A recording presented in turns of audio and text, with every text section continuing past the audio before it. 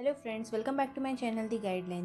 Guys, अगर आपको इस दुनिया में एक अच्छी खासी अमाउंट अर्न करनी है ना, तो ये 3 चीज़ें आपके पास होनी ही चाहिए। चाहे आप जॉब करो, बिजनेस करो या फ्रीलांसिंग करो, आप किसी भी तरीके से पैसे कमाना चाहो, लेकिन ये 3 चीज़ें आपके पास होनी ही चाहिए। तो कौन सी है वो 3 चीज़ें, चलिए देखते हैं। सबसे फर्स्ट है स्किल्स। गाइज, इसके रिगार्डिंग मैं यहाँ पे 3 चीज़ें बोलना चाहूँगी। सबसे फर्स्ट मैं यहाँ पे बोलना चाहूँगी इम्पोर्टेंस ऑफ स्किल्स। गाइज, आज की दुनिया में स्किल्स ये इतनी ज़्यादा इम्पॉर्टेंट हो गई है। आपके पास एक बार डिग्री नहीं होगा तो चलेगा, बट आपके पास स्किल्स होने चाहिए। अगर आपके पास स्किल है ना, तो आप कोई ना कोई काम करके पैसे कमा सकते हो। लेकिन अगर आपके पास स्किल नहीं है ना, तो आपको कोई भी जॉब या फिर कोई भी काम आप नहीं कर पाओगे।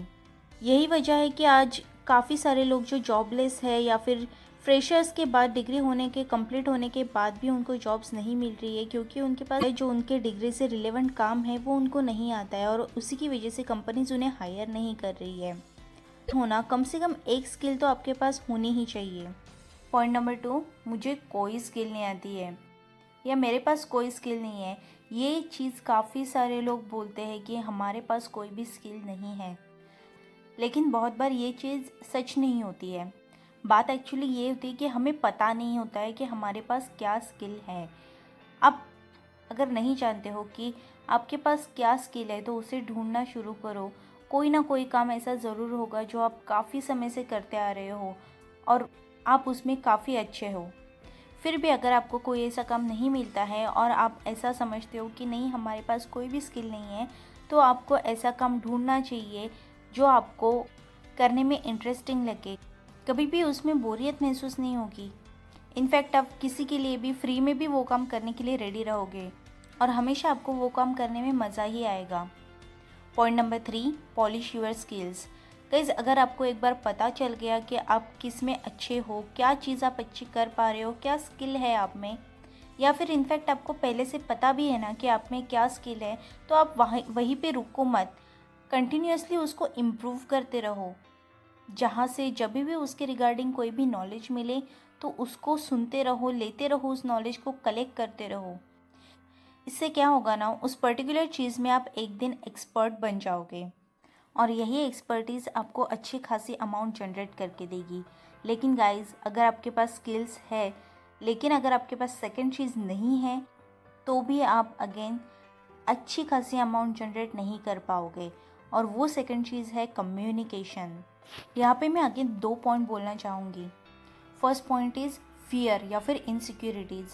काफ़ी बार ऐसा होता है कि हमें कुछ चीज़ आती है, लेकिन हम उसको इग्नोर कर देते हैं। हमें लगता है कि जो हमें आता है वो सभी को आता है, लेकिन गाइस, काफ़ी टाइम ये बात सच नहीं होती है।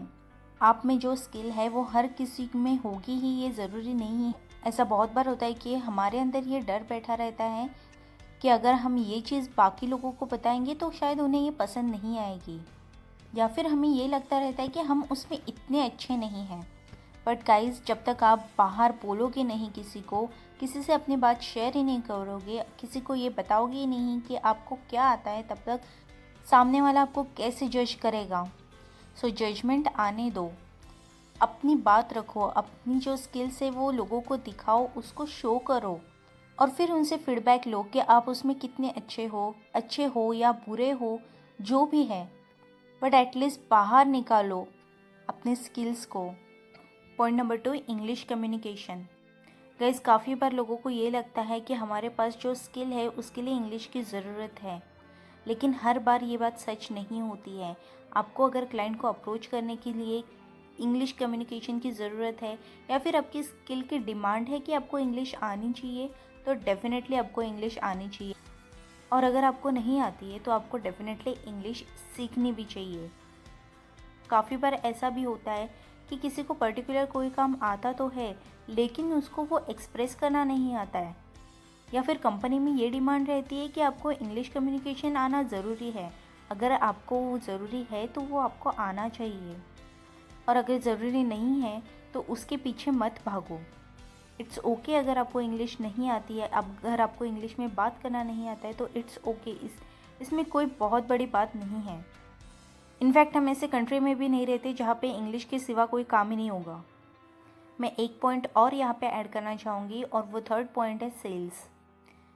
गाइज़, अगर हमारे पास कोई भी किसी भी तरह की स्किल है तो वो सिर्फ स्किल हो के फ़ायदा नहीं है, हमें उसको बेचना आना ही चाहिए।